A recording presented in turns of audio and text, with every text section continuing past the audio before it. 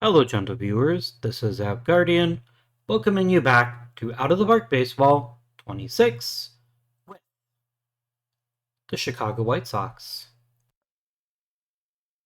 In our previous episode, we actually did pretty well. We made the postseason. We even won a couple of games. We won the AL Central. I mean, we haven't arrived yet, but we're on the precipice of arriving. I think there's some things we could do this offseason that would really make a difference. So that's what we're going to start off by doing. The first thing that we really want to do is we want to improve our staff cohesion by hiring a new hitting coach. We want somebody that's personable, ideally. That would really move the needle. Do I have such a person in my system already? Let's find out.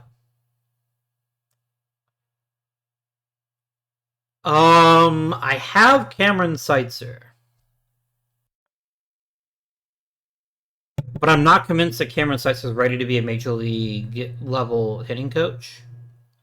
Christopher Wheat 100% is, but he's not personable. What about regular, like normal? People don't really care about normal. I mean, I have a mandate to improve staff cohesion. I need somebody that's personable. I need to find a really good hitting coach. Let me go ahead and let's check some stuff out here, you know? Alright, so I want personable. Only personable, please. Please. And then I want to sort by hitting.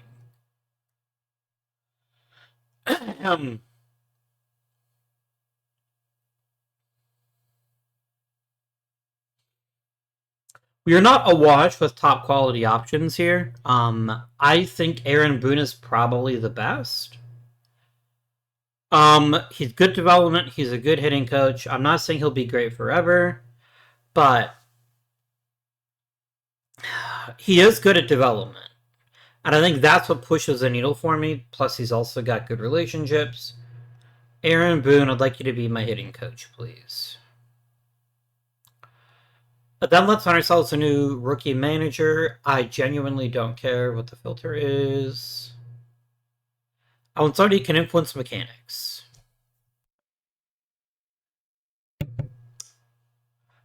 Keith Cooper, would you like to be a manager again? Of course you do. Okay. That's 2 coaches hired. What's our next step? What's our next move? We need to figure out our arbitration stuff. That's pretty important. Hagen Smith wants $4.6 million. He is worth $0 to me. He is welcome to find himself a new job with a different team. Dong Moon On wants a pretty hefty raise. I think I'm okay to pay him that raise. I think he's really good at his job, and I think he can have a bigger role. This is a great time to invest a little bit into our bullpen. Just a taste. Just a taste. Let me reduce his demands and submit the offer. Done.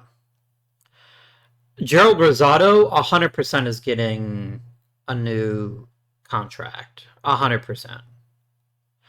Our bullpen was low-key a crucial part of our success last year, and I want to reward those folks. So let's definitely keep Mr. Tibbs. He's now given us 3 consecutive seasons of pretty high-quality play. Worthy of a new contract, 100%. Now let's have an uncomfortable conversation about Wilfred Veras.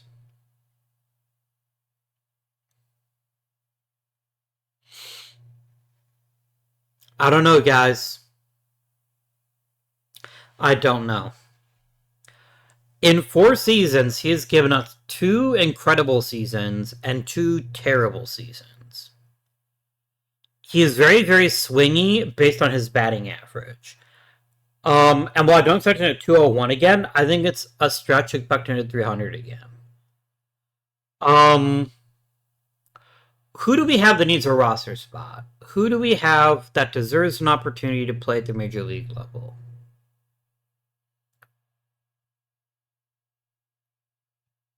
Where's that one guy?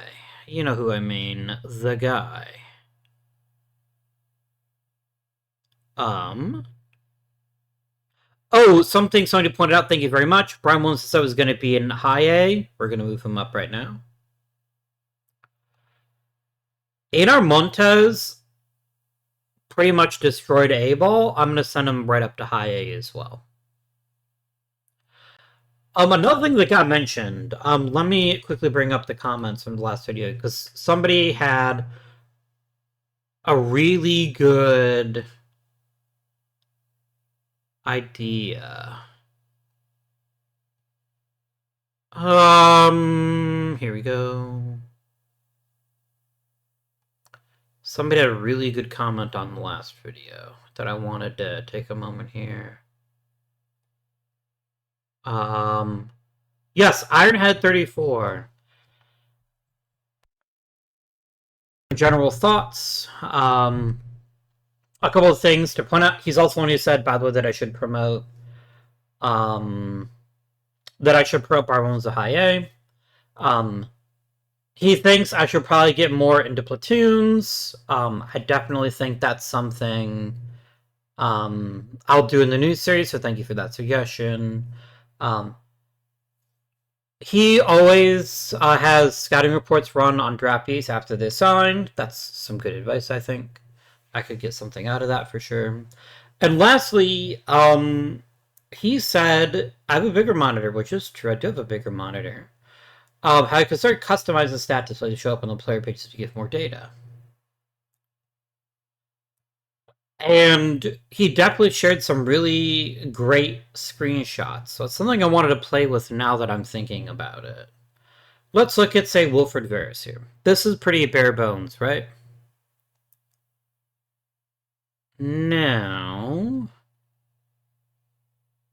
I'm trying to remember how you do it. It's in this batting stats one. It's in this window here, right?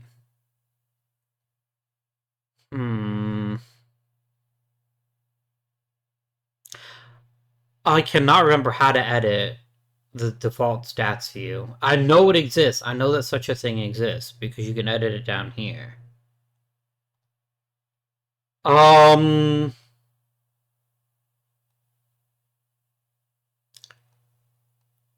stats. Oh, it's this view here, I think. I think you edit it here and it'll show up on the first page too. So let's try that out. Yeah, that's it.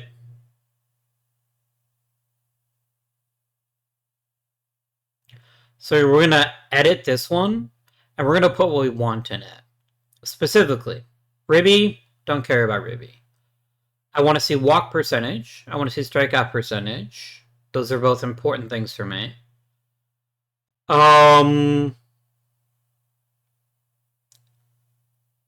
Extra base hits, total bases, runs created. Isolated power is huge for me. WOBA.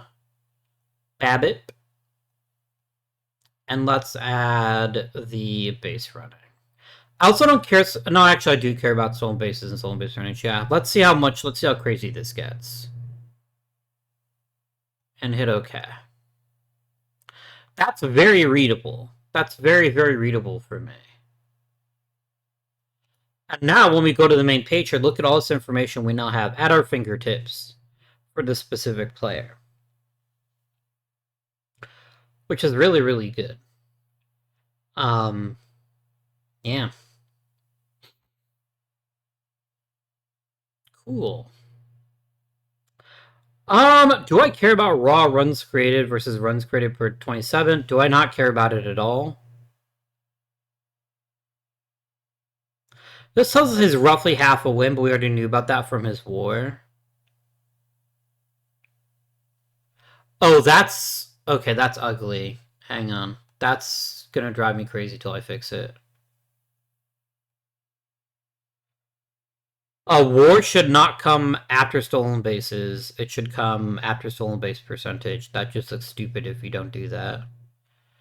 I'm going to go ahead and remove RC and RC27. I think weighted runs created is far better anyway. There we go. Done. Super, super useful. So thank you for the amazing suggestion.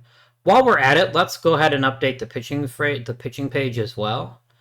Let's pick megastar Jaden Charles. His nickname is RJ. I think that's a stupid nickname, but you know what? If you keep pitching like you've been pitching, I'm all about it. You can say whatever the fuck you want. You can call yourself asshole for all I care, and I will happily refer to you in the same way.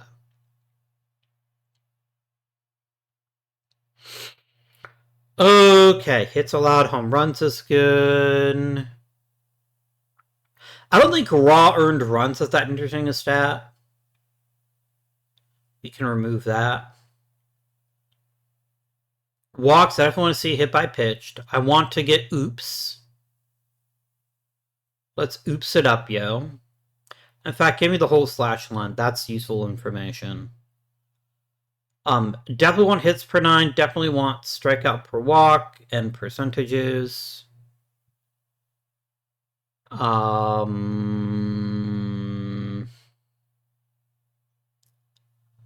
Box, I don't really care that much.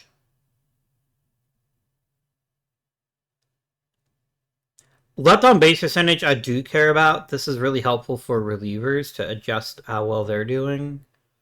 Leverage is good. Leverage is good. Quality starts, complete games, shutouts, pitches per game, run support per game, total pitches, and I want ground ball percentage. And then give me FIP minus WPA. Let's roll that. Is that too busy? Let's find out. It's a little busy, but I don't think it's excessively so. Yeah, it looks like he likes hitting batters, which is something I didn't know before. Strikeout per walk going up. Yeah.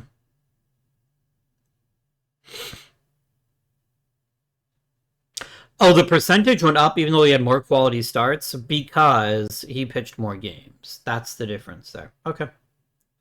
Now to look at the actual player page. It's a bit busier here.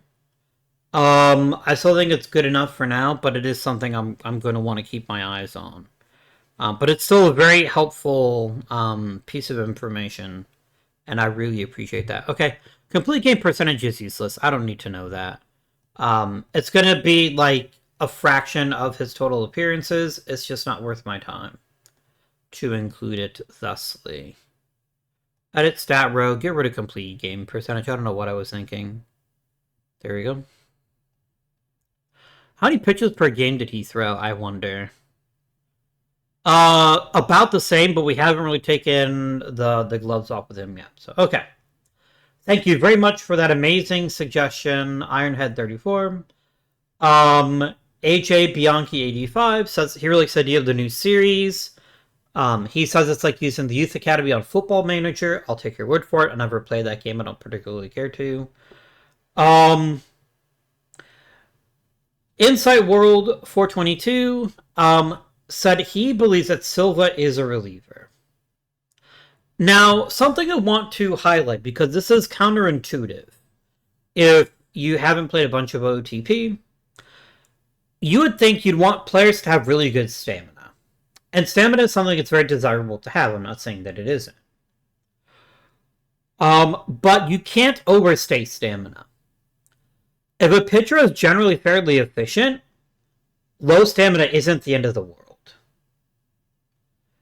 I'm not saying Silva is, but Silva was an example that came up, so Silva's the guy that I'm going to talk about for a moment or two.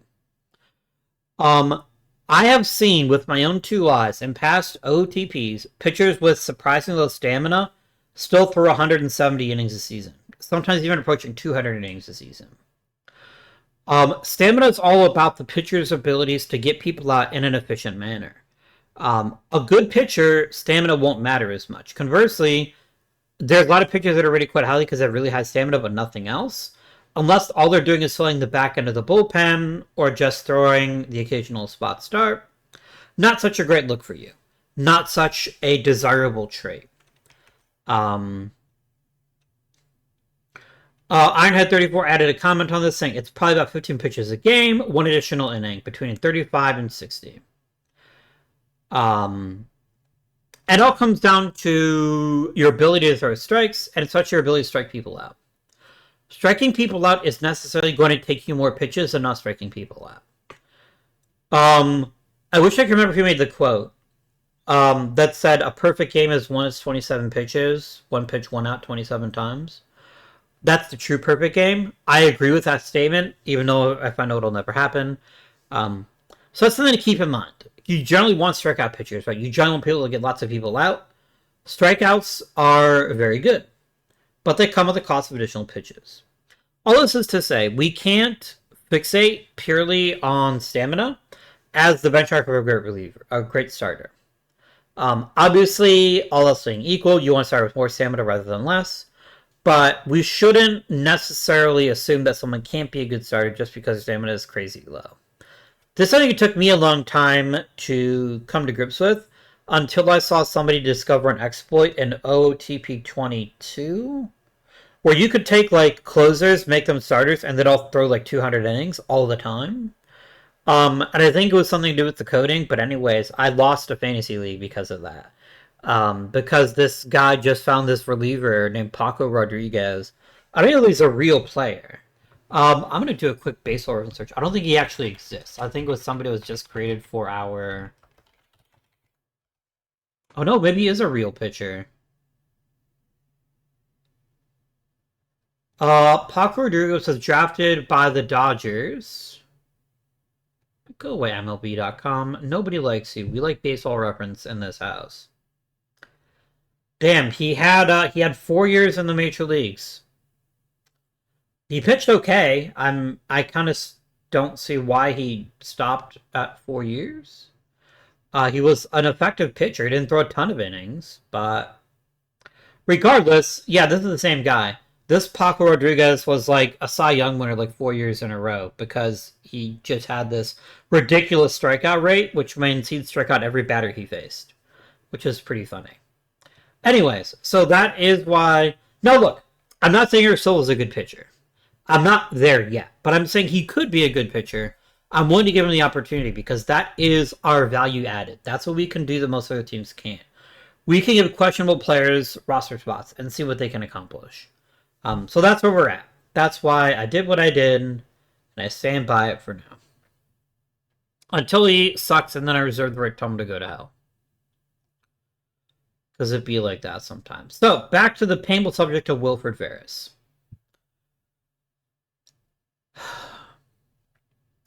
So what is the upside of trading Wilfred Veras? Maybe we're able to get ourselves another player or two. What do his stats tell us? What has changed about him? This is a big change.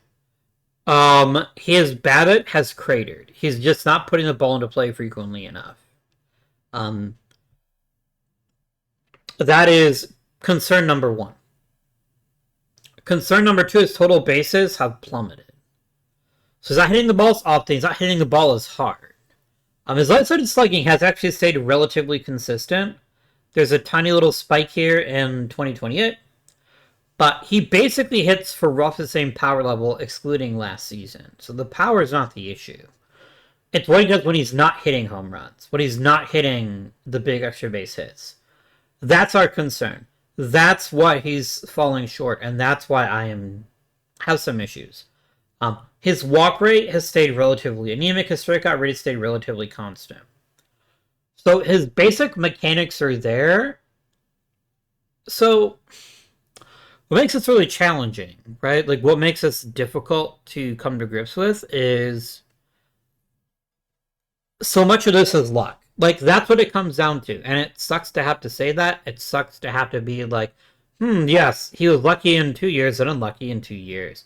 But that's what it is. If all the other numbers are constant, for the most part, but they're just not hitting as well, it usually comes down to he's putting the ball in play and it's just getting caught.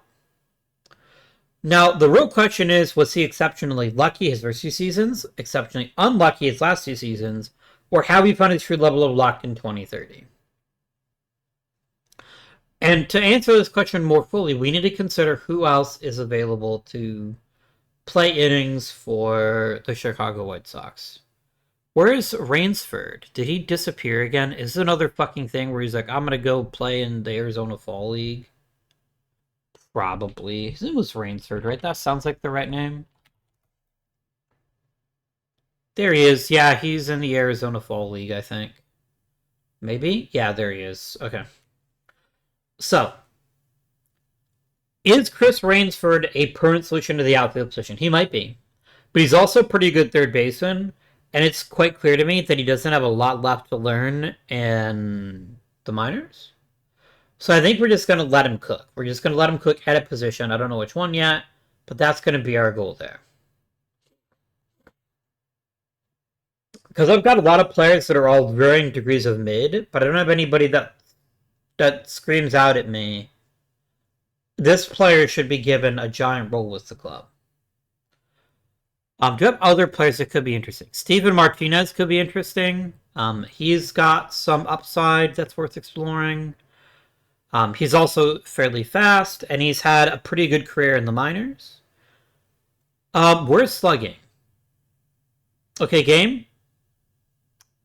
You're fucking with my head. How about you don't do that? I realize this is my fault, that I'm the one who set it up this way, but, like, why on earth would I want on-base percentage? Yeah, that's just dumb. I'm also going to move WAR to the end, because it's the last, like, I always tend to look at that number last. No, it's fine where it is. Never mind. It's fine where it is. Okay. Anyways, so I think Steven Martinez does deserve an opportunity to play at the major league level. He's played quite effectively in the minors. He's got plenty of experience in the high minors and AA. Yeah, I think that's the right answer. Sorry, I'm getting really fiddly with this. Trust me, it is worth the investment. I don't intuitively know what weighted runs created means, like how many numbers is good, but I know what the rating is, so I'd rather remove the raw number because I don't think it matters that much. Also, say I think Steven Martinez has a genuine argument to getting a role in the major leagues. I think it's enough interesting players in the minor leagues that deserve an opportunity for me to lock somebody in that I don't think can handle the job. So here's what it comes down to. This is the fundamental question.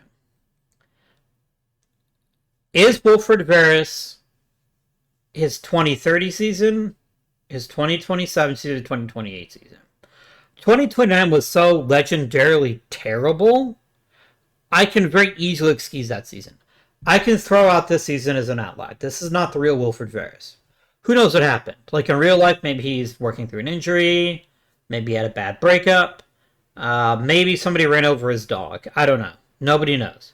What I do know is I don't think that's him. This is not him. I have 2 years of data suggest he is worthy of consideration as a top-tier player. I have 1 year of consideration that he's worthy of being an average player. Here's what it comes down to. Man, this is tough. It's a tough decision. But here's what I think it comes down to for me. He probably has 1 or 2 good years left in him. Is my outfield so crowded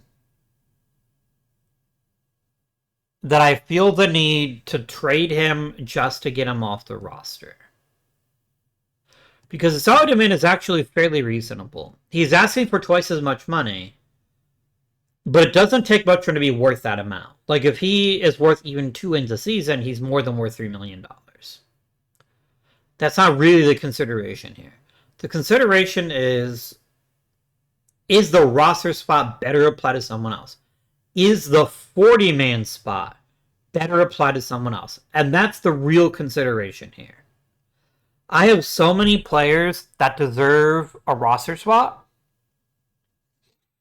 and I can't take one away from him just because of some sort of misguided, yes, he's an amazing player, we have to give him every opportunity. I would probably rather trade him now that I'm thinking about it.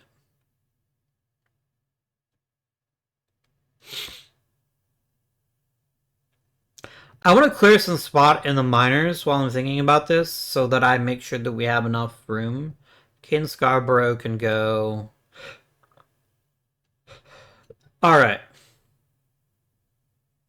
Designate you all for assignment. I cannot designate Billy Reed for assignment. Why not? Oh, because you're on loan. You're both on loan, so I can't, like, remove you from the 40-man. That's kind of lame, but whatever. So Borg and Powers and Hoisington all need to be added to this roster. We're going to make some more room when we get rid of Hagen Smith, when we get rid of a couple other people. I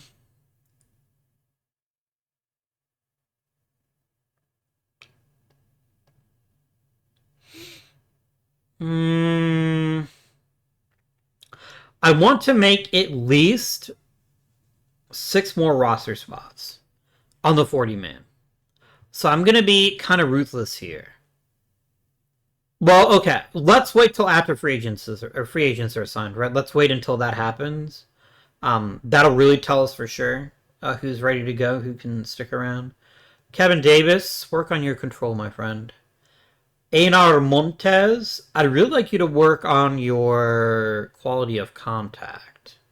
I want to push you a little bit, and I think you can handle it. Because the difference between you being a Major League All-Star and just being acceptable is going to be your ability to make contact. You've shown that ability here in the minor leagues, at least here in A-ball. High A is going to be a good test for you, especially because you're only 19, right? You're only 19. Breon Williams, I'd like you to work on your secondary pitch improvement.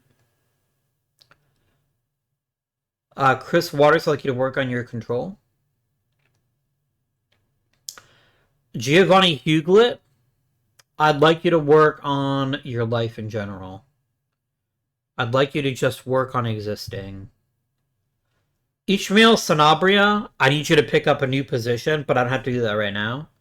Work on your play discipline, please.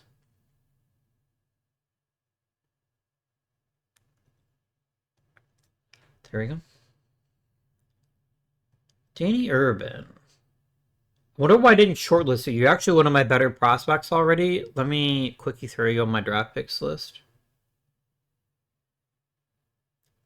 I want to set 2 spots open for players that are currently on the roster so we can help to improve them. Brett Highfield, kindly work on your control. Mr. Salvador Lopez, I need you to work on your batting eye. If you can improve it even a little bit, you take what was a pretty good rookie season and turn it into a great sophomore season. Yeah, I think that's a fairly important thing for you to work on, so let's get after it. Play discipline, if you please, sir. And that'll do it. That's got us set up here with our development lab stuff. I think we're ready to start advancing some time. Wilfred Veras. I'd love to keep Evan Phillips. I truly would, but I think he wants way too much money. Interesting. He doesn't want too much money. He just wants 3 years. I don't want him to be a closer.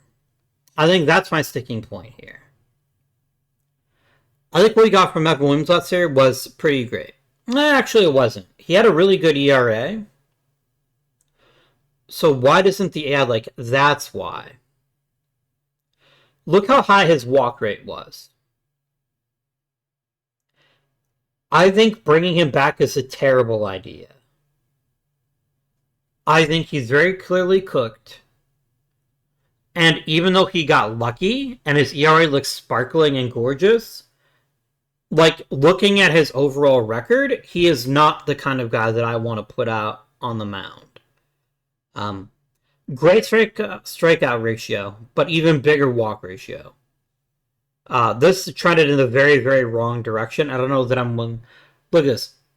40% of his inherited runners scored. 92% of his runners left on base, so he also had a really good luck there. Why is there a difference there? This is saying if he comes into the game, do they score? 40% of them scored. But 92% were left on base, meaning that actually left on base percentage is actually bad, isn't it? You don't want somebody leaving the game with men on base because then they didn't do their job. Let's contrast somebody that looks like that's a little bit of a better pitcher. Let's look at someone like Jaden Charles here. That looks much better. I want to make sure that I'm interpreting that statistic correctly. Also, by the way, I should be able to see stats as a tooltip if I hover over them. It's really annoying that you can't. It's really frustrating. So maybe consider doing that correctly, please. So I have to remind myself if it means if LOS is left on base percentage. Yeah. Let me quickly see how they calculated here. Maybe help. That's not what I want.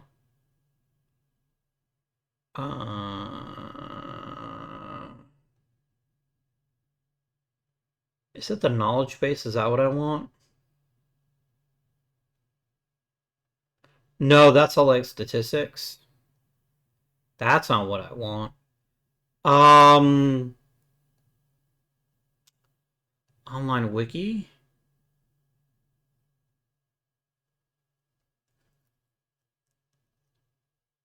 Let me look up LOS percentage.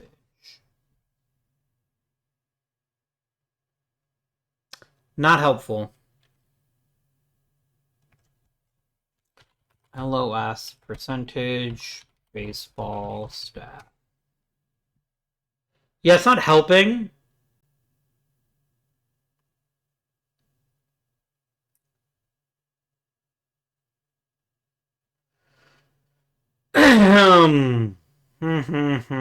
It keeps bringing up the Dodgers because it's ignoring the percentage sign. So I think my interpretation is correct, though. Left on base percentage is when you leave the game. How often are you leaving somebody on base? So you'd want a reliever to have that be very, very small, ideally. Like, what about Cade Smith? What was his left on base percentage? 73%. Okay. Yeah. So very, very clearly here, Evan Phillips was not as good as his record looks. His ERA is unnecessarily inflated. You can make the argument that neither Joe Rosado, maybe Joe Rosado is also overrated, but he did the important things he need to do well. Especially the walk rate was minuscule. I don't know that that's sustainable, but I think he's good enough to stay on the team, unlike Evan Phillips. So, long-winded way of saying no, thank you, Evan Phillips. I can find somebody that can do what you can do cheaper, for sure. I wouldn't be opposed to bringing up Jacob deGrom. I think Jacob deGrom had a really good season for us, but he wants to get paid a lot of money. I think he wants a fairly minor raise. I just feel like we got really lucky that we got 26 whole starts out of him. Okay. This is just gonna drive me crazy. I hate how some of these things are ordered. It just doesn't make sense to me. Like, why would I put games and something between games started? Why would I want save percentage anywhere other than after saves? Just like, let's be sensible here, guys. Alright. So, this is a long-winded way of saying, although he was very useful for us, I'm not disputing that. I am concerned that he's not going to be as good again. His BABIP was extremely low this season, more lower than it's been the past 3 seasons in a row. I think this is maybe just one last great season. I will formally anoint him a former Sock, but I am not spending. I'd spend like $4 million to bring him back. I think that's a reasonable sum of money, but I'm not going to spend 9. Do we keep Wilfred Veras?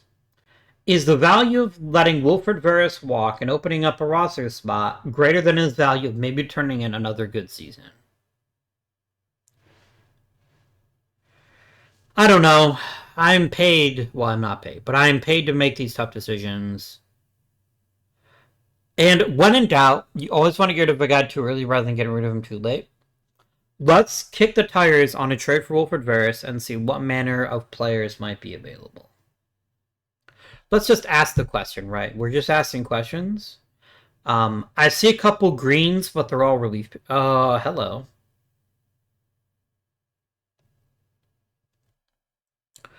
Okay.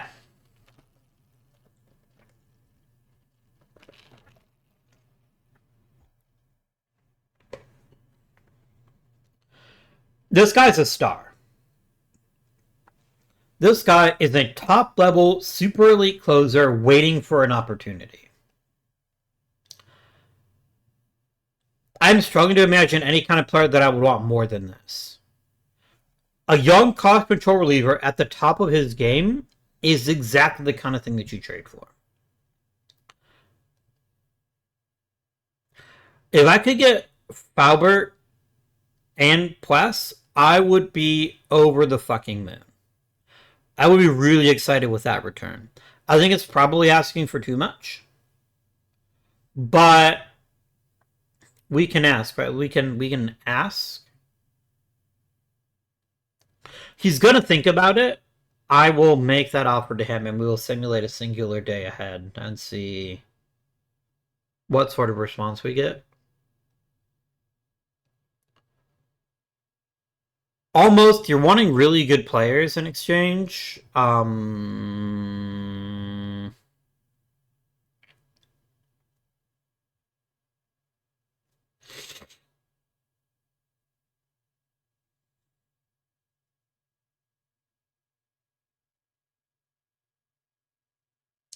don't think it's very smart. I will just take Plus and walk away. I have tons of guys. I have tons of captains. Now I recognize that I didn't do something you said I wanted to do. I did not open up a roster swap. Place is so good at his job that I 10,000% am happy to keep him on this roster.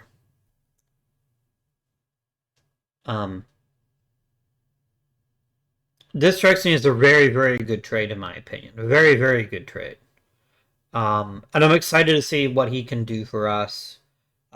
This basically means I don't care about Evan Phillips anymore. I mean, I didn't care about Evan Phillips to begin with, but now I really don't care about him. This also means we can get out of Cade Smith's contract early, potentially. We can try to trade him, maybe. Lots of choices here. Lots of options. Let's now simulate up to probably the filing of free agents so that we can settle some things, you know? Aaron Boone is our hitting coach.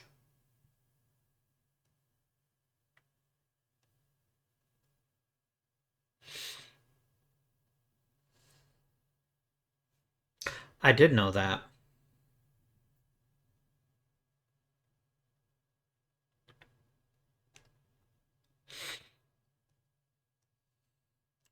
The fans love them, so Mr. Tibbs. That's good to see. That means that he's somebody that might be worthy of a longer term deal, potentially. Keith Cooper, I will pay you $175,000. No, that's $1.75 million. You're not worth that much.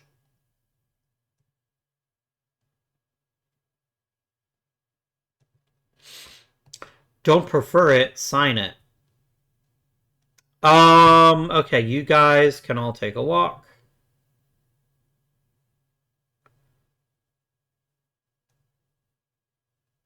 We've still got to make more room. Well, no, we don't. No, we don't. Let's wait until free agency is passed, and then we can go from there. Keith Cooper signs, amazing. How are we feeling now, guys? We're still unhappy. I think it's going to take time for us to gel. So I'm not that worried about it right now. So Aaron Boone is actually just as big an asshole. Aaron Boone also struggles with personal people. Guys, can you not, please? Can you just not do that? You know who I hate? People like me. Man. Oh, sweet. Wait, Kyle Teal was a top 3 MVP candidate? He had a great season. Yeah, he finished third. That's incredible. I don't think it should still apply this far out, should it? Oh no, because I promoted him early. Nice. Josh Gibbs got Rookie of the Year.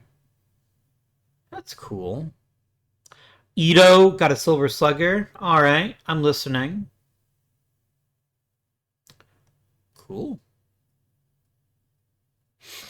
We must end the tyranny of the Baltimore Orioles. It must happen. Alright. Alright, guys. Free agents filing. I have how much money to spend? I have $29 million. What do I want to do with that money? There's a lot of things I want to do with that money. There's so many things I want to do with that money. First thing I want to do is I want to get these 3 gentlemen on the 40-man. I still want to try to get 2 other people on the 40-man, I think. Where'd Steven Martinez go?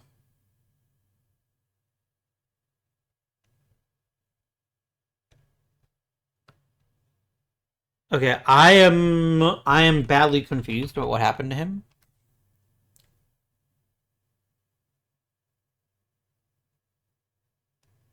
Oh, wait a minute. I did not realize you were going to be a minor league free agent. I will happily offer you an extended contract if you want it. That's completely on me. I missed that part. Okay, so we do want to make some room for people, but it's got to be somebody that really makes sense. I don't feel like I have to rush into it right now. Okay. Next consideration. What do I want to spend my money on? I would love to get ourselves a veteran starting pitcher. I think that'll be very, very helpful. We could also just call up Ray Hoisington. That's also a valid solution to this problem. The walks are a huge problem.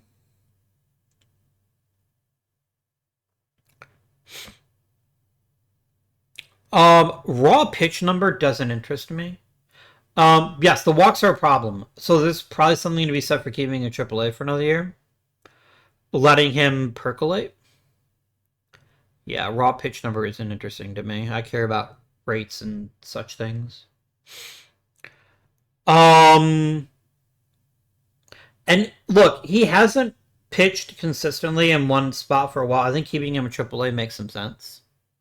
I feel like he's maybe not starting pitcher solution. Ruben Galindo's next man up. I'm not super enamored with him. Joe Garrett, super flawed as well. I think a veteran starting pitcher would go a pretty long way. I think it's something I definitely want to get interested in. There's also Brian Williams. I feel like pushing Brian Williams is probably a mistake. If I push him too hard. He's still a medium development risk, which means letting him percolate in the minors is probably another good idea. What do we do? I think we get a veteran starting pitcher. Maybe 2. Bullpen, I think we're fairly okay at. Lineup is reasonable. I could see maybe us grabbing a veteran outfielder. This also opens us up for maybe Samuel Zavala getting some more playing time. We have choices here. That's not even including the guys that might get a shot in spring training. Um, Ronaldo Caccio, I might actually trade right now while I still can. I just don't think he's going to be very successful in the major leagues. Or do I? Maybe. All right. Veteran starting pitcher, maybe two. That is our very first and most important consideration. Who do we have? No. Potential.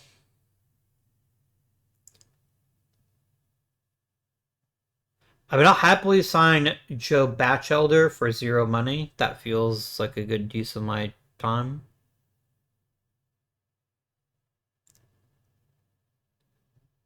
Who's the next starting pitcher that's looking to save their career?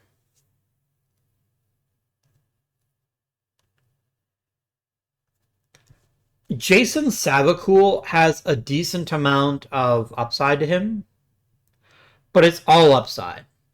And he hasn't been a really great... Actually, he's actually a pretty good contributor. Not in the minor league level, sorry. I still think he's too raw and toolsy to want me to invest in him.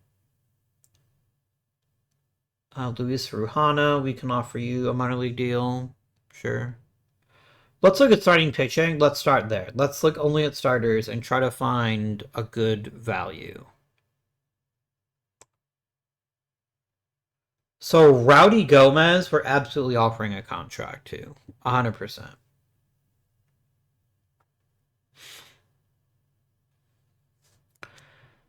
Man, I'm like, we're getting so close to the dregs to even get a cheap pitcher that I wonder if we're not... Maybe we're better off signing Savakul.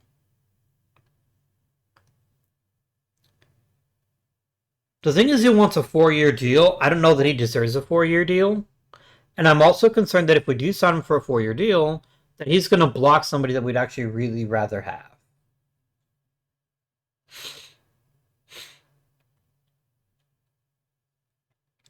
A 1-year deal, I'm fine with. I'd happily sign him for 1 year. I think signing him for more than 1 year is a mistake. Now, if he turns out to be a good starting pitcher, then obviously he is worth it. But I don't know, guys. I kind of want to just get a starter for 1 year.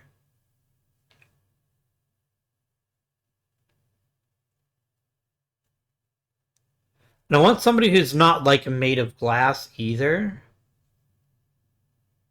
Is that Savakul? Is Savakul generally my only way to save money on a starting pitcher is to sign him for 4 years? Would you do 3 years with 2 team options? How does that grab you?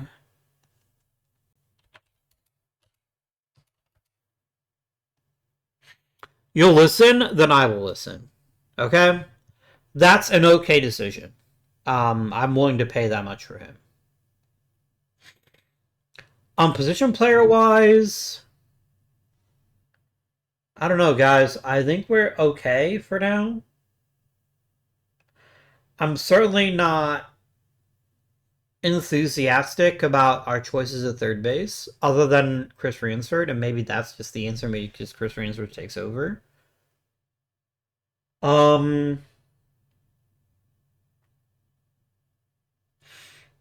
I think Jose Ramos likely has limited utility.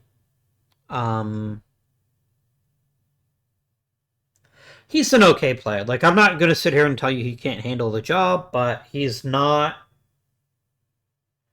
the elite player that he has been in the past. And he's already 29, which means he's only likely to get more expensive and less useful. So maybe it's okay to trade him and open up a roster spot for someone else to get an opportunity, like Steven Martinez, maybe. I feel like overcommitting to Jose Ramos isn't going to help us accomplish anything of note.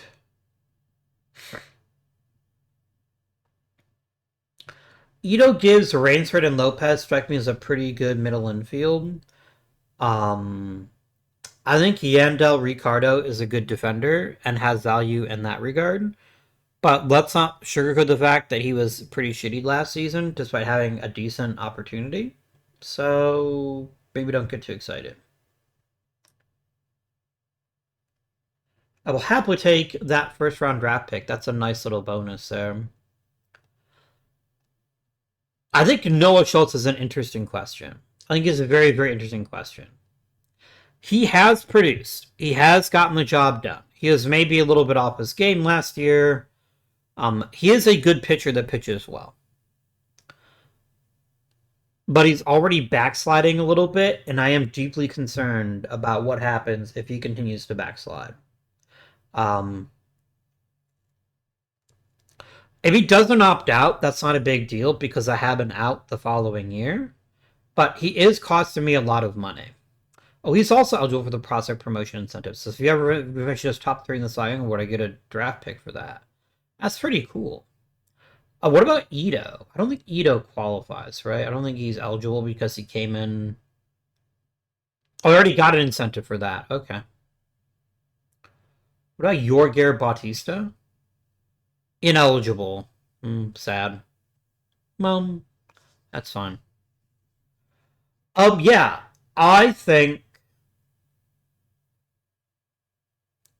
I think there's enough mid-tier outfielders in this system that I don't really need another one. Um, yeah, I don't think there's an obvious. I'm not saying that there's not holes on this roster because there definitely are holes. I'm saying the kind of holes that exist are ones that we can't afford to fill. We could use a great hitter. We could use a top quality mega hitter that just vaporizes baseballs if they're going into style. I cannot afford Ellie De La Cruz. Cannot be done. I cannot afford Wyatt Langford. Cannot be done. Um, I'm not even in the ballpark for those.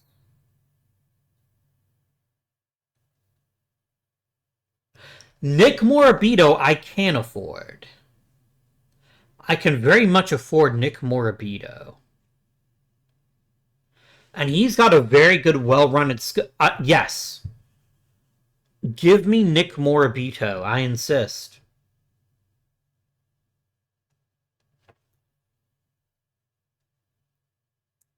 Yeah, you're the kind of player that I could really use. You're the kind of player that's got good speed, good defense, not a great arm, a captain. We get your leadership, and most importantly, you look like you're great at getting on base. I would happily add you to my roster, 100%. I think you'd be a lovely addition to our family here in Chicago. I have to activate him for some reason. What if I just cut him instead? That's probably unnecessarily cruel. I guess I can make a roster spot for him, I suppose. Yeah, Joe Garrett. I just don't see you ever making the major league roster, except as maybe a back end of the rotation guy, or a reliever. Um,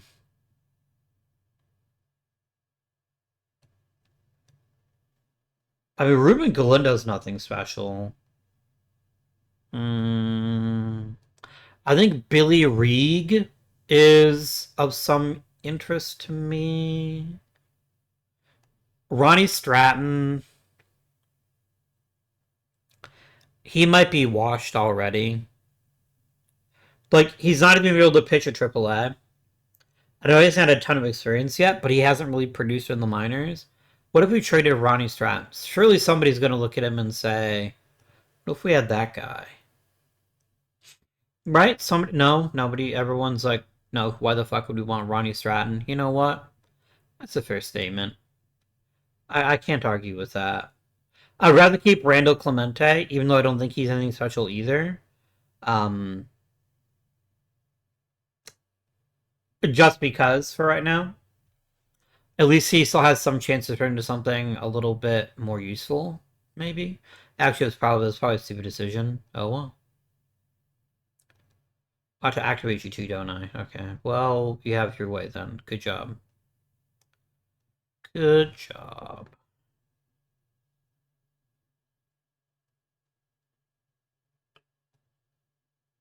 Stratton, you can enjoy your time in AAA. I can't take any Rule 5 guys right now. That's a little disappointing. Maybe it's not the end of the world, but maybe it's something I'm concerned about.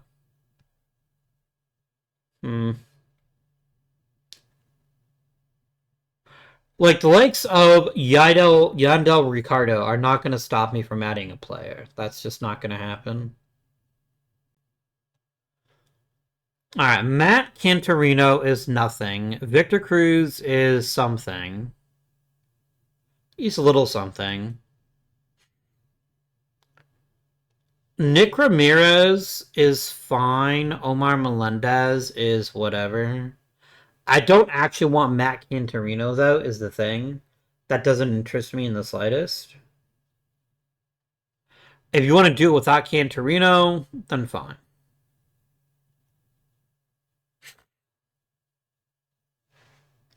It is trading two mid-tier prospects for a slightly better mid-tier prospect.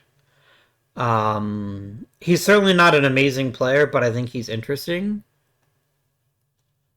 And I'd rather do that than the offer that they made. Yeah, I'm not going to give you anything else. If that's not enough for you, then we'll simply cease our discussion. 1 second.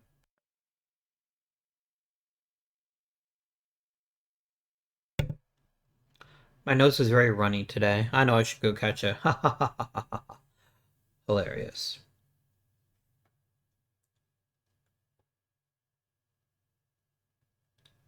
And what if we could have added Ellie De La Cruz? Wouldn't that have been something?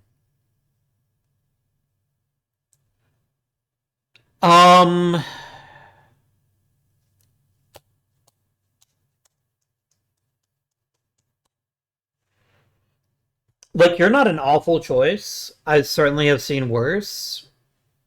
Is Bermudez interesting at all? He's not uninteresting. He's just not very good. Nitzel is slightly more interesting to me than anybody that you're offering. And Raul Valdez, I don't mind giving up. I don't think that interests me either. Arenado, Braun.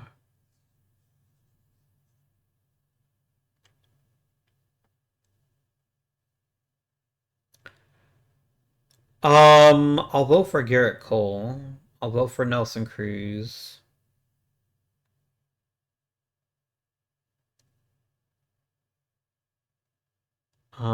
Andrew McCutchen.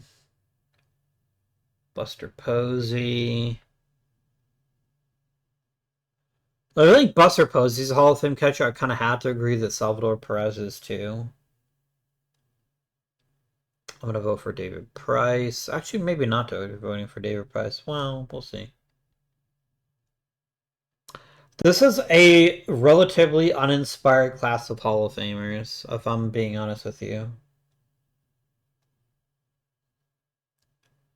Like, there's not too many people here who I'm like, yes, they're definite Hall of Famers. So if I were saying any, Ryan Braun will never get elected because of the, what you call it? The steroid, suspension. Arenado might make it. He's pretty decent. Alex Bregman, he does have the World Series rings, but I think like most players of his era, he's going to be looked at disfavorably because of the whole trash throws thing. And on top of that, he doesn't have the kinds of raw numbers that get you very excited. So I don't think he's got a very high likelihood of making the Hall of Fame. Yeah. I'm not going to tell you that 200 is the new 300, but it might be the new 300 in terms of 200 wins is the new 300 wins. I think it's going to be the kind of thing that it's going to make people really think hard about voting you into the Hall of Fame. David Price probably isn't a Hall of Famer. I'm just voting for him so I can vote for somebody. I don't like leaving people off my ballot unless it's genuinely that terrible. You can vote for Alex Bregman if you want. We can vote for Corey Kluber and continue the tradition.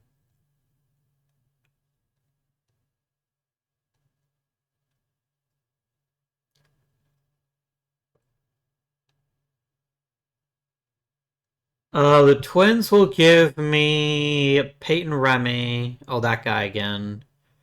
And Pino Bustillos, who isn't that good. Yeah.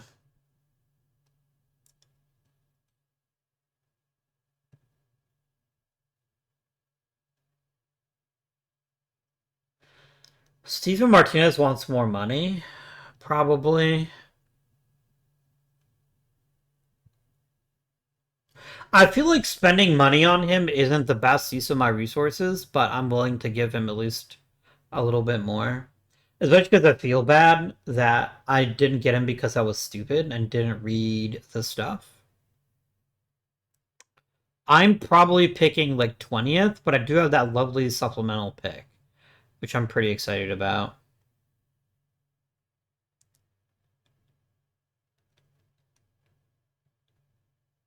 Rowdy Gomez is wanting more money than I'm offering him. I mean, I don't like you that much, and I'm willing to give you a whole bunch of money. But if you want 1.26 million, I can make that offer. I could probably offer him a league minimum contract um for the majors, and he'd probably take it.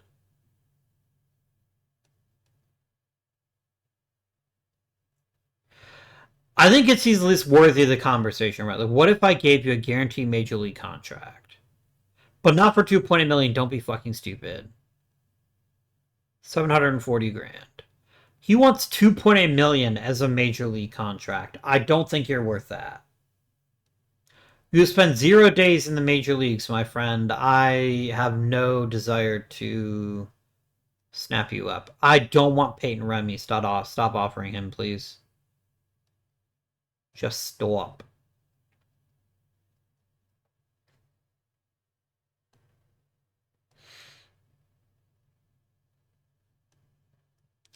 No thanks.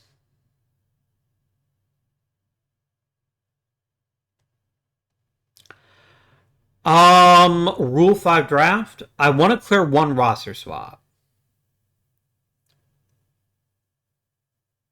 That's probably Joe Garrett. What if I traded Joe Garrett? I just think his control is so low that I can't trust him at all.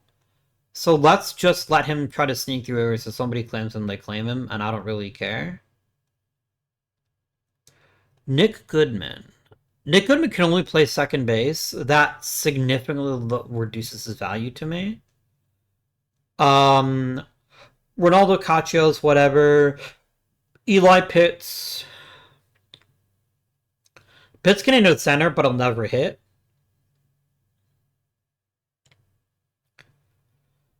Anguiano is fine.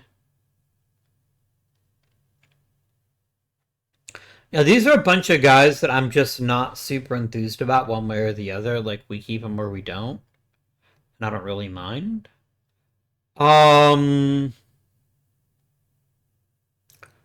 Personal message, lots of people are frustrated. Well, what if you tried not being frustrated? What if you just said, I'm not frustrated anymore, and then you weren't frustrated? Okay. Now, this changes the equation significantly.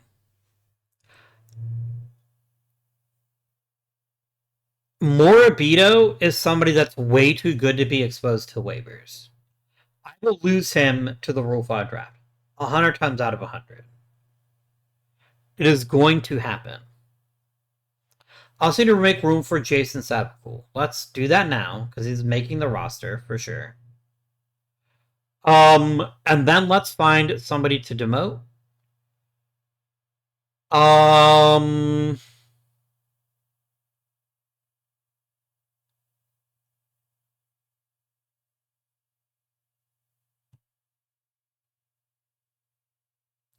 does anybody want Samuel Zavala now? Or has he? Yeah, we're getting interested for Zavala. I think I'd trade him. Fernando Flores is a pretty great pitcher, but I would like to try to get some more pitching.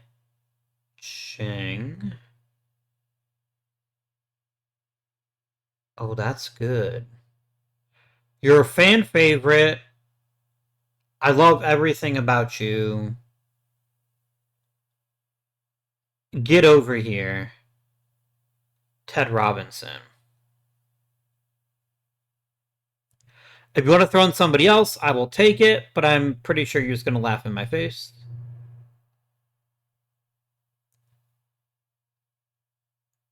Kyle Barnes could be a tasty little outfielder if you're interested in moving him. You're probably not. I just probably just don't get greedy here. I probably just take what I can get, and I don't constantly push the envelope. Maybe. I'm sure I could probably get David Rodriguez pretty easy. No, let's just take this trade. Let's not overthink this one. Samuel Zavala, I do feel that I did you a little bit dirty over the years, but I need the roster spot for somebody that I think has the capability to be a very useful contributor in Mr. Nick Morabito. So that's what I'm going with. Is he going to start? He might. I would rather he start than Ledbetter. That's for sure. That is a true and confirmed statement. All right. I still need to make room in the 40-man. Billy Reed is decent. Yandel Ricardo is decent.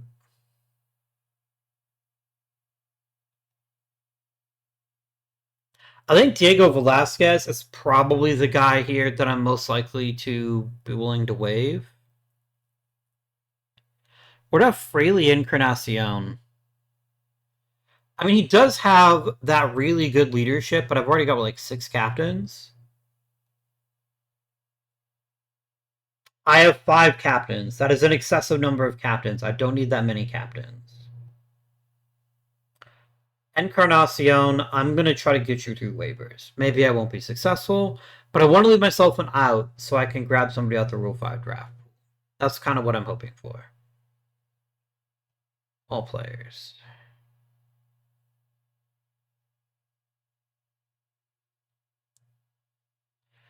Draft until Chicago picks. Okay.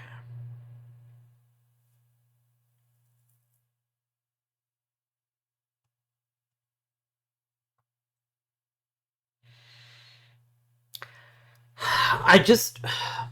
Andrew Jordan is a weird pitcher. He is a weird guy. He's got amazing control. He keeps the ball on the ground, but all of his pitches are trash. He's like the quintessential junk baller. And I just don't see there being a ton of value in a 27-year-old who's not even double A consistently. I feel like the ship has sailed on him. You want to look for starters? I think that's a useful thing for us to have added onto our team. Curtis Hensley's got a little bit of interest in me. He's got a little bit of upside.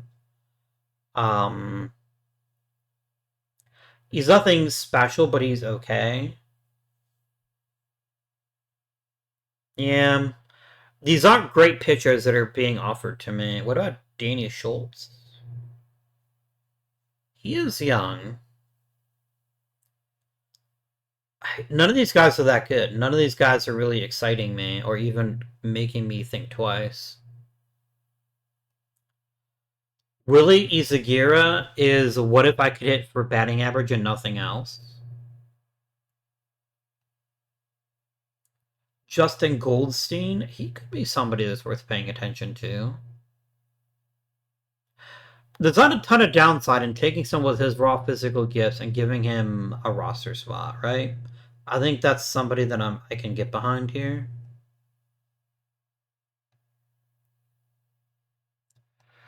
I lost Frelly Encarnacion.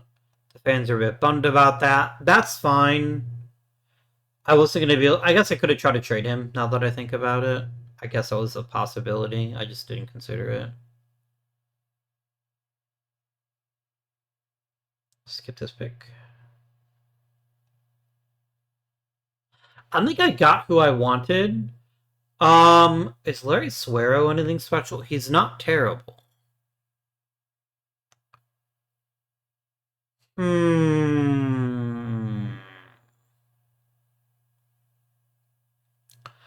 He's not a third baseman. Not really? Interesting. I don't know that I can afford to carry a bat-only infielder, though. Yeah, maybe that's not the call. Maybe it's smart to just pass him up for now. Maybe. Yeah, let's just complete the draft. Okay.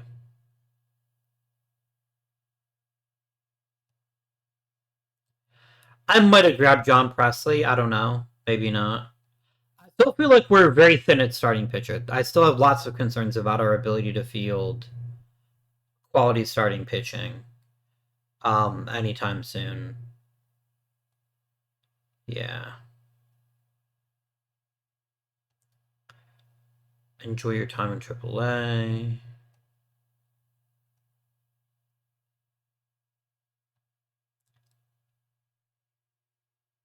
Brian Mendoza. No. That's just not going to happen, guys. It's not going to happen. I'm not going to trade for a mid-tier reliever. I have plenty of relievers in my system. Plenty of relievers. Relievers are not something that we lack at this time. Oh, am I missing international free agents again? Am I passing them up once again? Maybe. Let me check. Nah, we're good. Carlos Jorge. Juan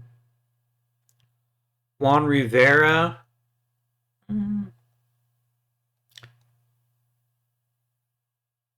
I still look we can make something of Jeff Case. I still think there's something here. Efrain Jaime is kind of trash. The thing is, I don't think I need a center fielder. I think we're fine with Bautista. I think we're fine with giving him an opportunity and seeing where we go from there. And I think I want to give him that chance. Brett Beatty? No.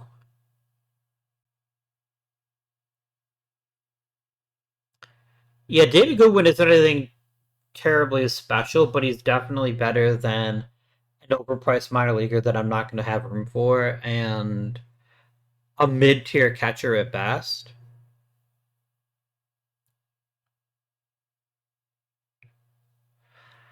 Actually, I'm going to do Barnes for Goodwin straight up. That is a deal that I will make. That is something I can get excited about. I don't want Brett Beatty. You can go fuck yourself with that. But if this is all you want, I'm here for it. That is a trade that I will make. No, I'm not giving you a genuinely good reliever just because I'm not taking your shitty veteran. You can go to hell, man.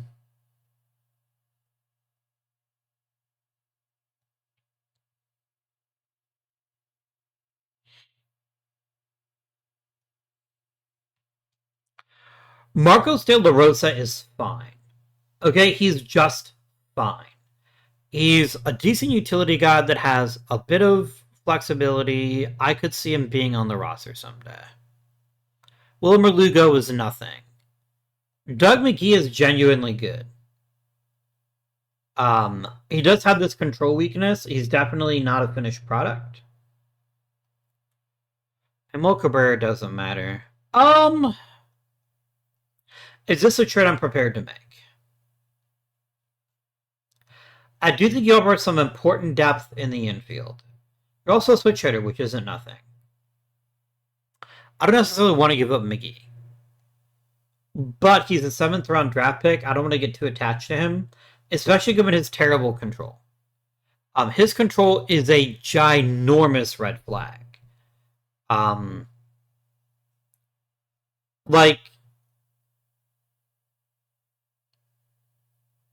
I don't know how to react to these numbers that he gave up. He's an incredibly raw prospect. And while someday he might be one of the best relievers in the league, I kind of doubt it. And so this is actually a trade I can see myself taking. I just wish Lugo was better. If you give me one more prospect that's at least yellow, I would accept this trade. Tony Austin is fine, I guess. Mm,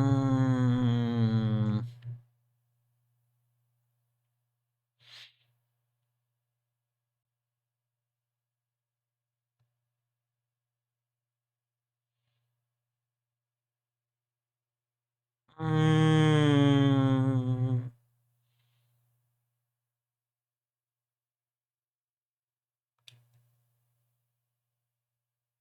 yeah, I think I agree with you. I think it doesn't make sense to me to give up on Doug McGee when I'm not getting something that's a little bit more interesting. Steven Martinez, you got a minor league contract. You fought and clawed for another minor league contract. Did you at least get a big bonus? You did get a big bonus. So I guess that's something. I do feel bad about you. I do feel bad that I let you walk, and had I paid more attention, he'd still be on my team. Is this like a David Gaona moment? I don't think so. I don't think he's going to be that good, but anything's possible.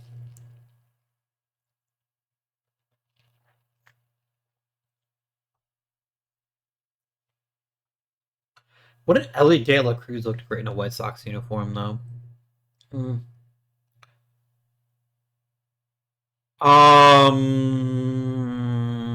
Wait a minute.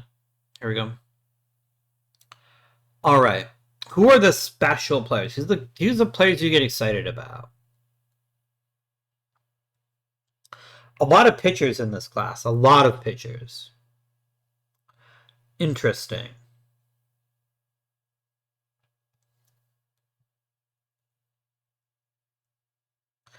I like Frank Aguirre quite a bit. He's not an amazing catcher, but he's a decent one, and I think he's going to be a leader. He's got great makeup. He's got tons of power and a good batting eye and contact. There's a lot to like about him. There's a lot to like about him. Alfredo DeVito is fine. He's actually a more polished hitter, but he's an outfielder. Maybe I do prefer DeVito in point of fact. Carlos Salinas. This is a really good free agent class. It's a shame I can't have more than one of them.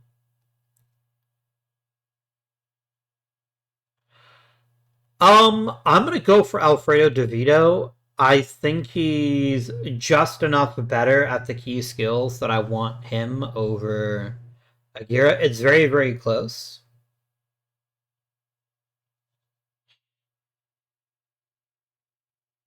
So my concern is always this: if I don't offer him the max, then he'll sign with somebody else, and I don't want that to happen. I want him to be a Chicago White Sox, so we're gonna do it.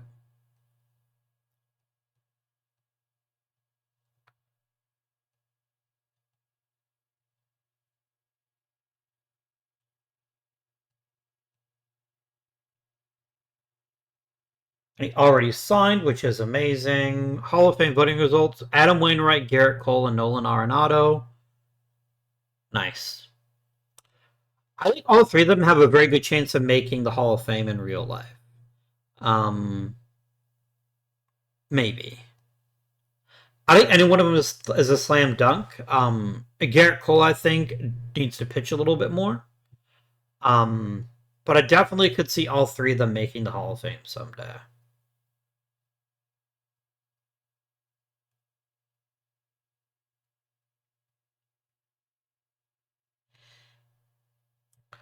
All right. So, are we a better team than we were last off season? Maybe. It's really hard to say, but I think the answer is yes. I think we got better at a few key positions that really has me excited. Um, I think Matt Puess is going to be phenomenal. And that somebody let him walk is going to make them look really dumb. Um, I think we got enough intriguing rookies that are going to play some sort of role on this team. Um, Jay Charles using stamina does worry me slightly, but not excessively. And if we're going to be anything special, if we're going to be a top tier team, it's going to be because of Jaden Charles. Because being perfectly transparent with you, I think we were incredibly lucky that Kyle Teal had an MVP caliber season. I think we can't expect that from him. I just don't think he's got that in his blood. His BABIP wasn't too crazy, which is encouraging. His slugging percentage shot up really high. This is what changed last year. Yes, he hit a little bit for a little bit higher average, but he really just hit more home runs.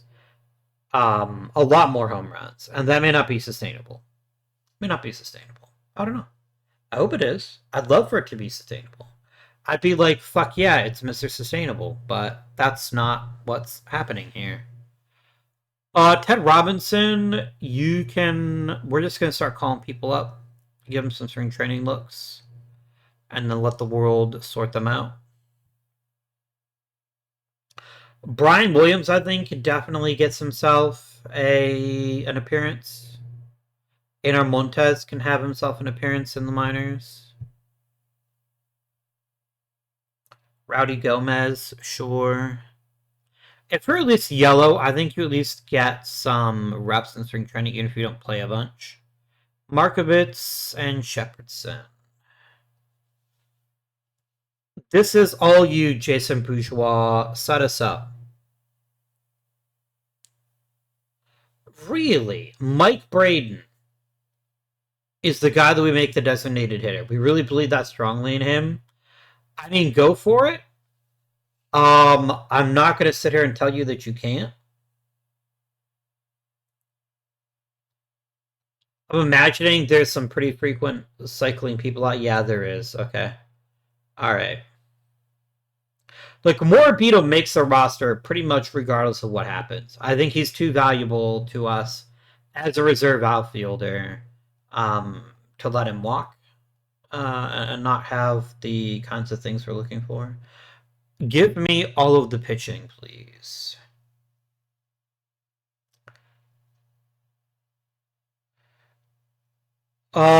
This is definitely the top 4 I think I would take. I would also take Silva as my 5th right now.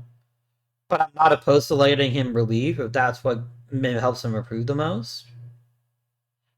I think Hoisington might make the roster. I think there's a genuine consideration here for him to be given a chance to pitch meaningful innings in the major leagues this year. I think that exists. I think that world exists. Let us determine now if it is this world. A personal message.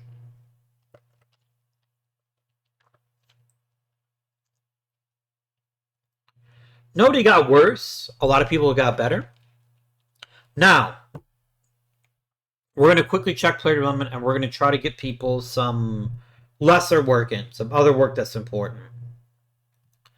I would dearly love for people to pick up some new positions. Anar Montes, I think you're perfectly fine third baseman. I don't need you to pick up a new position. I guess if you wanted to, I wouldn't say no, but I think you're fine where you are. Or is that one catcher? Is he no longer a prospect? Is he just dead? Probably not.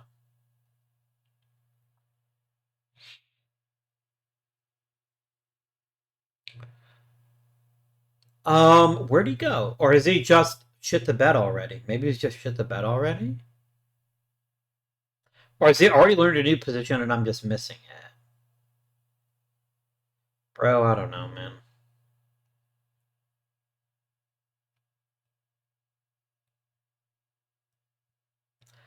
Oh, did I already call him up? No, I don't think it sounds right. You want another catcher. I do think we're hamstringing ourselves a little bit. Just a touch.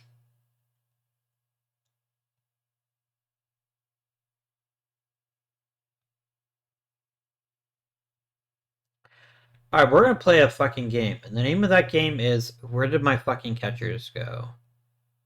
I want the info. Yes, no, yes, the parrot. That's not it. Is it top prospects? Maybe. There he is, Ishmael Sanabria. That's the guy I was thinking of. Alright, let's find him.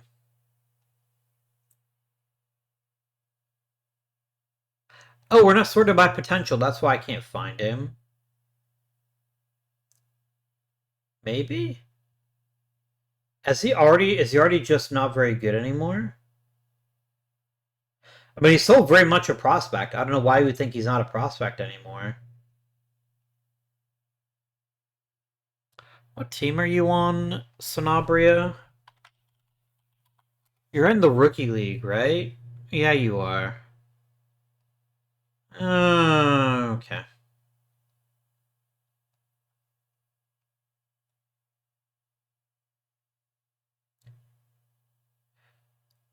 I don't get it. I don't get why players just vanish sometimes. It's super weird, right?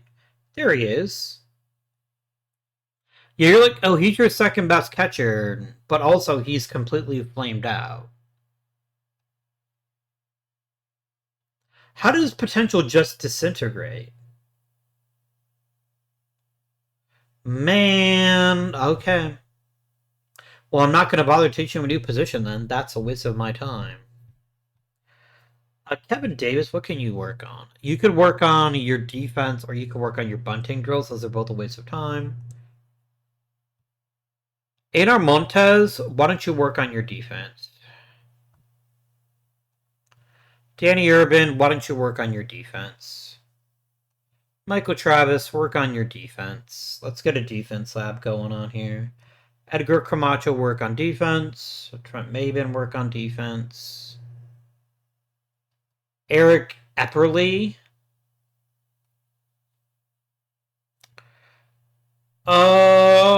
Work on base running because you fucking suck defensively and I don't care. Bill Santiago has to find some position he's not terrible at. There's got to be something you can do, right? Maybe. Jeff Bautista can just work on his defense. There we go. Alright, let's simulate up until the beginning of March, and we'll see where we're at.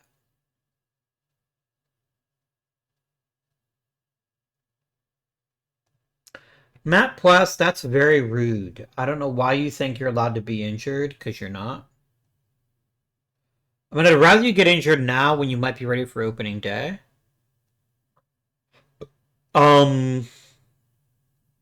I guess that's reasonable. Josh Gibbs, I've got an Rainsford. Oh, he's just missing. Oh, he must have be like in the concussion protocol. I'm gonna shut you down for 2 weeks. Um, I don't feel any particular need to have you play through the pain and whatcha jigger.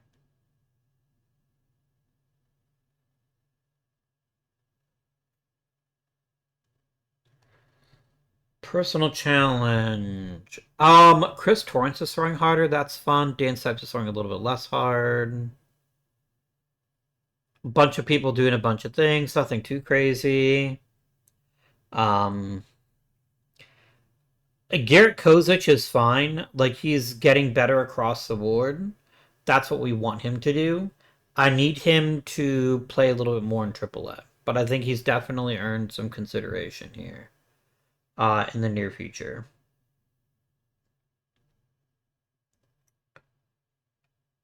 Chris Waters just added a cutter and is now throwing harder from a third round pick. That's pretty exciting.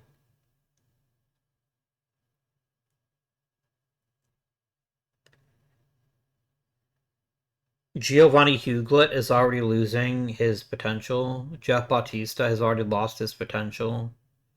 Damn. It's a real shame. He's a ninth round pick, so like whatever. But that's still a shame. I don't like seeing any players like significantly dropping off, you know. If you know, you know. March 15th sounds like as good a day as I need to play too. I think we're a better team. Maybe I'm just saying that to make myself feel better about some of the choices that I made. But I genuinely do believe that we are a better team. I genuinely believe that. Did Matt Plus have a fucking setback?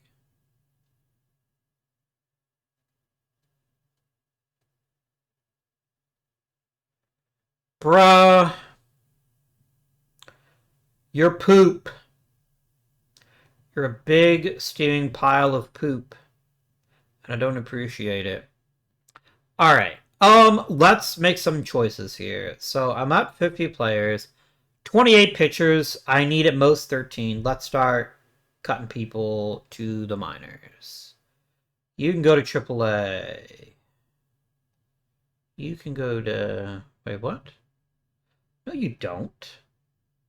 No, fuck off, man. You don't have to be on the fucking Major League roster. Bruh.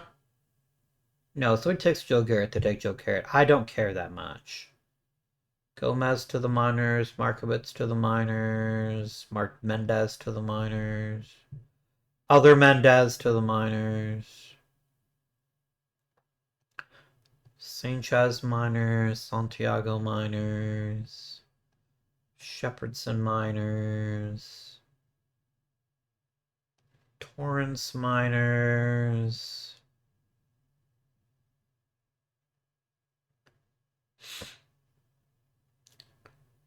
I feel like Cade Smith has decided to shit the bed too. That's fun. I'm now at 18 pitchers. 5 more still have to go. Silva can go to the minors for now.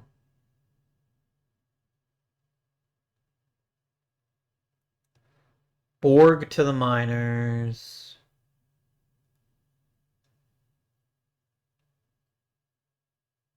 I feel like Rosado has gotten it done and therefore deserves our grace to try again. Condeglius Verghese, I think, is a good bullpen type. He's a good option out of the pen.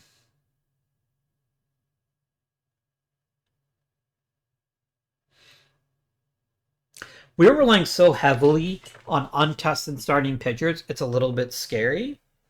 It's a little bit terrifying.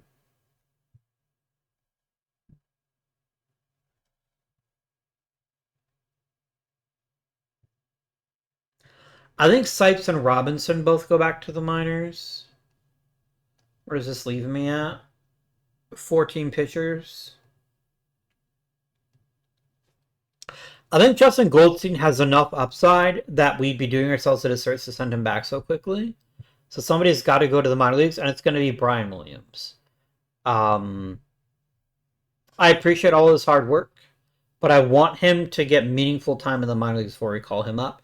But he's going to be on a very fast track. He could very well make the starting. He could very well make the rotation by the All-Star break if things broke in the correct direction. So, all right, let's. This is an okay rotation. I'm fine with this as it is. This bullpen is equally fine for me. I think On needs. No, On's got the big role. Yeah, this is completely fine to me. Eric Powers is not the guy that I thought would make the opening day roster, but I'm here for him to try. I think he's got some potential, and I think he's also the first man back to the minors when what's his face is ready to go, when Pues is healthy. Yeah, it's a lot of pressure on Brett Highfield, but I think he can probably handle it. I think he's got the tools and the skills that we need. Yeah. Cade Smith dropping off so significantly does concern me. It does make me a little bit disappointed. Because he's losing velocity, right? That's why his overall potential is dropping. Right now we have a very overpaid middle infielder, middle reliever. And thankfully, the real benefit is we only have him for 2 more seasons anyway, but that is a concern we'll need to monitor. Pitching is set. Let's get our lineup set. All right. Boucher and York can both enjoy the beginning of the year in the minor leagues. Montez, I think we want him in A. I think high A is where we want him. Maybe I want him in double A. Is that crazy talk? Yes, I think it is crazy talk for now.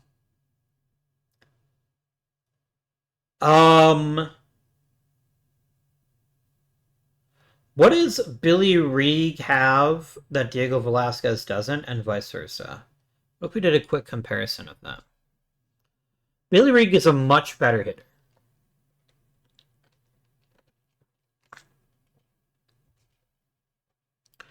The only thing that Diego Velasquez is good at is not striking out. And every other way, Reed is just better. Velasquez is a much better base runner, which has his versatility. That's something to consider. Defensively, Reed is a little bit better. It's very, very close. And because it's so close, and Velasquez is 27, I think Velasquez can take a walk. I think we thank him for his service, and we move on with Billy Reed as our principal utility infielder. Nobody wants you. That doesn't shock me. Let's bid you a fond farewell. I will come back to Mike Braden. I don't know whether Mike Braden makes a roster or not. I'm inclined to say no, but you know what? I'm just not even going to entertain the idea that he starts in the majors this year. Maybe if somebody gets hurt, he gets an opportunity, but I'm not going to bend over backwards for him. Okay, lots and lots of outfielders. Let's start reducing their numbers. I think Trent Maben has a wonderful amount of upside, and I think he is very, very far away from the major leagues. Let's send him back to Double A. I'm just going to send them wherever, and I'm going to make the AI decide where they go.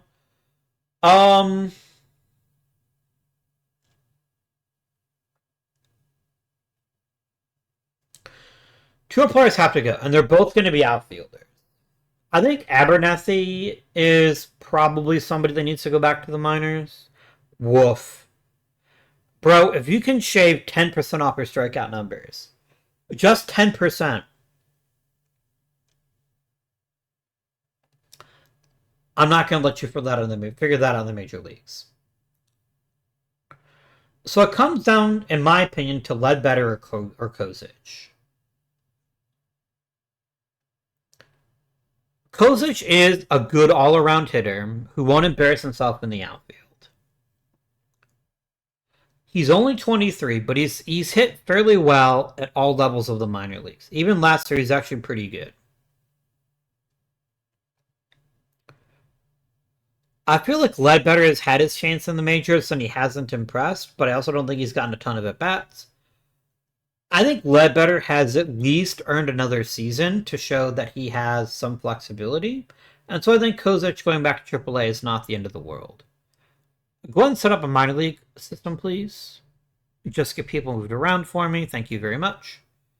And then let's get the lineup set, because I will do this part myself.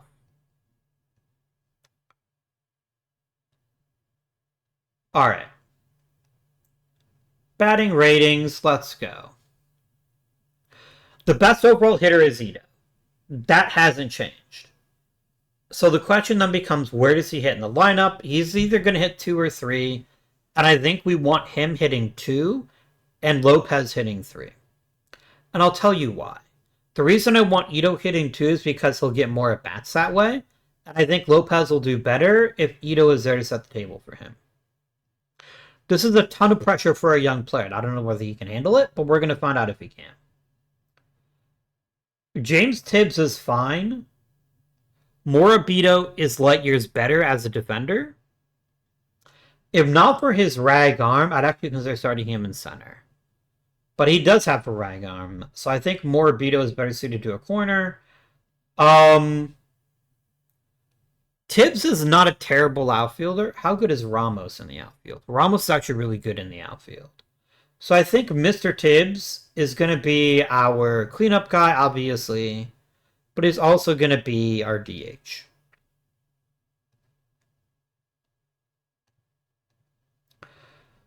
Mr. Nick Morabito, I have a very expressed desire for you to do, which is I want you to be my leadoff guy.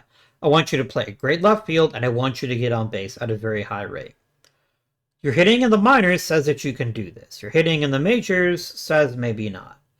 I want you to prove that you can do it. I believe in you, Nick. Get it done. Who hits fifth? Who else has some decent power on this team? Jose Ramos does. I think he can hit fifth, rather. Excuse me. 10th, 11th, 200th. Behind Ramos is going to be Kyle Teal.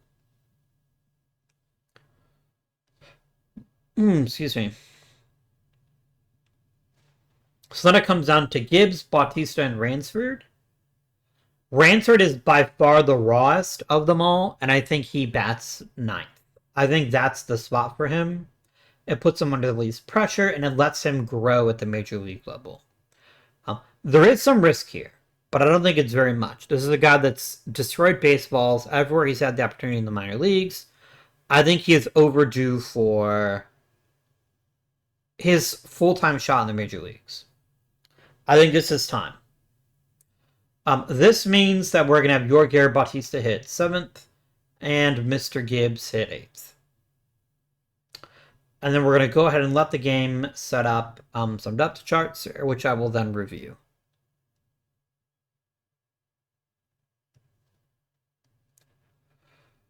Okay. I don't hate Ledbetter getting an appearance once a week. I don't hate Ricardo getting an appearance once a week. I think this is reasonable. I think this is a good start.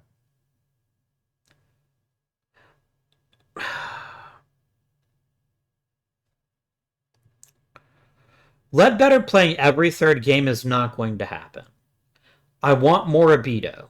I want him to have an opportunity to show that he can play. Ledbetter's got an opportunity if Ramos slips. Because Ramos is on very, very thin ice. In fact, does Ramos just not know? Ramos has earned the benefit of the doubt. He has earned some consideration to get to stay in the lineup. If he gets off to a nice cold start, I will replace him with Ledbetter. So I'm going to ask you to hang out here, buddy. Keep your eye on the ball, produce as much as you can, and know that you probably will have a bigger role coming in the near future. I do like Reed getting some consistent reps at shortstop. I think that's smart. I am certainly not married to the idea of Gibbs being my starting shortstop, although he did win Rookie of the Year last year, so it's going to be hard to supplant him, but not impossible.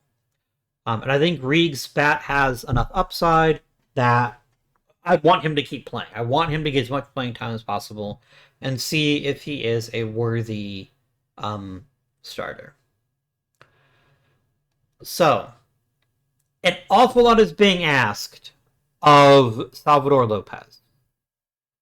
Maybe too much. Maybe too much being asked of Nick Morabito. But having Etsuji Ito behind him and ahead of him should make a difference. It should help us out a fair bit. I know Kyle Teal's like, I just was third in MVP voting, motherfucker, and yet you're making me hit 6th. I love you, Kyle. I don't believe you're going to hit 20 home runs again. If you do, I will happily eat crow. I will happily say, thank you for being an amazing player. You've been a great Chicago White Sox, and I hope you continue to thrive for us. There is a lot riding on Salvador Lopez. And I think he can handle it, but I'm not completely convinced that he can handle it. And I am in a position where if his sophomore season goes poorly, I will probably move on from him.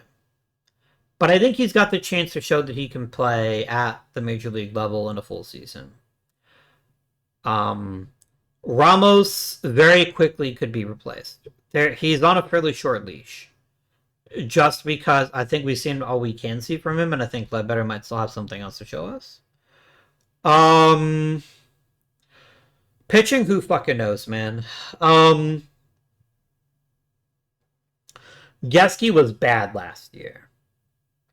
Part of it is, yes, he was injured, but he was also bad. Schultz was great. I don't know why Schultz keeps not getting the benefit of the doubt, but he should. He's that good. Jason Sabacool, absolutely no idea. He's had no real chances in the major leagues, and I just went and handed him a contract to play, every 5 days. Ray Hoisington, there's every possibility he could be as good as Jaden Charles. There's every possibility he could be utter dog shit. And I don't know what the answer is just yet. He is a 12th round draft pick. Keep that in mind. You know what? Let's end the episode because we haven't done this in a while, right? We haven't talked about where our rosters come from. Where is my... Oh, I don't have it yet. I didn't create a draft pick view. What?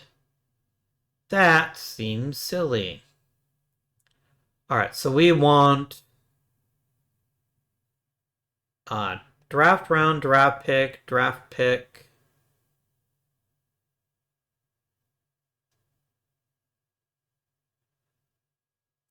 We want transaction type and transaction date. And then we also get the financial stuff on here too. Oh, it's already on there? Okay, great. And we're going to call this the acquisition view. And save it as a global view.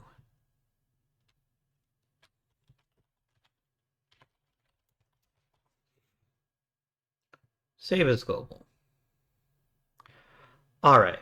So this pitching staff has been very draft heavy.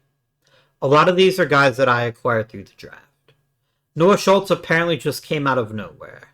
He just teleported into this universe, fully formed. Yeah. Our lineup was built a lot through trades. We have one player that's a draft pick, which is Chris Ransford, in the lineup. We have quite a few draft picks pitching for us, including 3 starters, technically 4 if you include Noah Schultz. We got the Nard Dog, Eric Powers, and Brett Highfield. So, Kyle Teal was a draft pick, but everyone else here came from somewhere else. So we'll see. We will see how things go. But I think there's enough variance that I think we can make the postseason again. I think we're going to need our rookies to carry a piece of the load. But if they can carry that load, I think we're going to be in really good shape. I think we're going to be in a position to maybe make the postseason again. And then just kind of build from there. I still don't like there's so much flux in the lineup. I don't like that I haven't found more players that are the absolute top priority. Top quality, rather. But, if we look at our prospect pipeline, if we look at the prospect pipeline, I bet we're going to see a lot of our top prospects are still kind of far away from the major leagues. Yeah. Brian Williams could start this season. There's every chance that he will. There's a very realistic chance that Mr. Brian Williams is in this league to stay by the All-Star break. The AI really, really likes Trent Maben. I'm not saying that I don't, but I am saying that I want him to play in the high minors a bit more. Roy Hoisington is already there. Jeff Hinshaw is ready for the majors. I believe that. He can maybe come back a little bit later on. But yeah, notice that these time frames, though, are still 2 or 3 years away for a lot of these players. And that's what I expected. That is what I considered when I was evaluating this roster. I do, given how highly we think of Mr. Trent Maben, and I do think somewhat highly of him, I do think there's a chance that he could make the majors this season at the All-Star break, maybe. But I don't want to rush him. I want him to get meaningful at-bats at Double-A this season. In fact, you know what we're going to do? No, he's going to stay in Double-A. He's going to stay in Double-A. He's going to play there at least for the first month or two, and then we might consider promoting him. I'm going to go ahead and control his promotions and demotions and see where he goes from there. So, yeah. help could be on the way. There are enough interesting players here that could be on the way, but a lot of our top tier players that could be like generational talents are just not ready for the majors. Brian Williams might be. I feel like if anything, I'm being a little bit too cautious with him, but I think his first professional season being in high A, and then give him a month. If he utterly dominates, he'll go to double A. If he utterly dominates, he'll go to triple A. He could be in the majors about the All-Star break, and I want him to get that chance to show what he can do in the minor leagues before I rush him to the majors. There's a genuine question, by the way, of who he would replace in the rotation. It would probably end up being Hoisington, but I'm going to give him a chance to excel at the major league level. Because he does have that track record in the upper minors. He does have the time in the minors where he's shown that he can pitch effectively, and he just really needs a chance to show that he can do that in the major leagues. That's what he's going to get. Yeah. There's a lot to like in the upper minors. The problem is that all the talent is at about the same level. And that is our biggest challenge by far with the White Sox. So many players have basically the same talent profile that we're going to have to really dig deep into the stats to make sure that we're keeping the players in the majors that should be in the majors, and we're letting go of the players that should be let go. I don't know that we've done that right. Oh, we're going to do one last thing, sorry. Because it's only a week till Puess comes back, I'm going to simulate up to our first game, and that way we can activate Puess. I think it's going to be an important factor for us being successful, and I want us to give him that opportunity.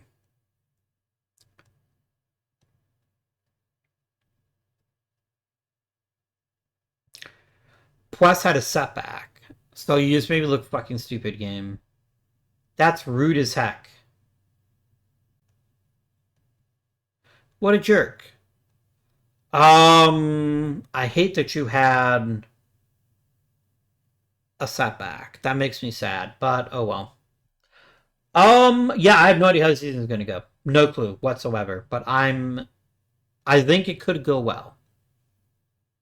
I think there's a definite universe in which our hitters hit the way that we expect them to hit and carry a rotation that still needs some more experience into another postseason appearance. I don't think that's our ceiling.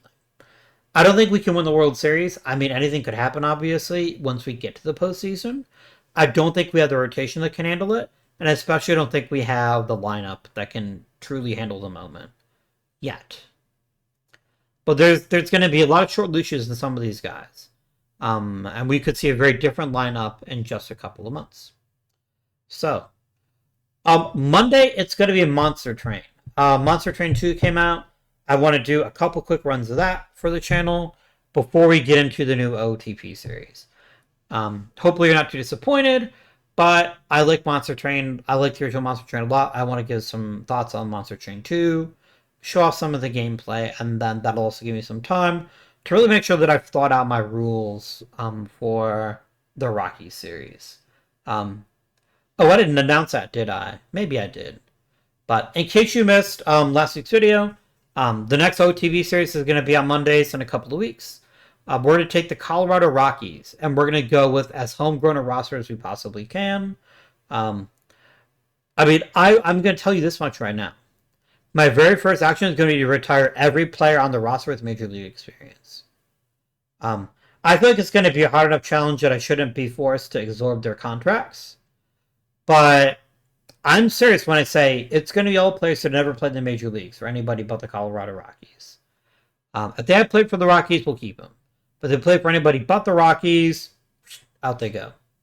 If you're a Chris Bryant fan, if you're like, Chris Bryant is amazing, I love Chris Bryant, he's not going to be in the series. So if you're that one guy who's like, I love Chris Bryant and nobody else, every other player is dead to me, and you tell me I can't watch your series if you're to Chris Bryant, well, I'm sorry. I could also just edit their contracts, just delete the contract, and then they can be free agents and anybody could sign them. I think that's probably a more interesting idea because that way they can go to other teams and we can keep an eye on them potentially down the line. But so that is where we are, my dear friends. With the new series that's coming up in 2 weeks, maybe 3. I haven't decided yet. I'm not going to play a ton of Monster Train 2. I just want to play enough to gauge how people feel about it. And if people really dig it, then I might do a Wednesday series with it. Because Monster Train 2 is something I can very easily run in a couple of hours, usually less. It's not as time consuming as some of the OTP planning can be. So, anyways, thank you very much for watching. As always, your viewership is highly appreciated. Like and subscribe down below. Feel free to share any comments you have. I welcome them from everybody and anybody. Always eager to hear what people have to say. And as you already saw in this episode, I might incorporate your suggestions into a future video. So, until next time, my friends, this has been App Guardian. Thank you for watching, and I bid you good day.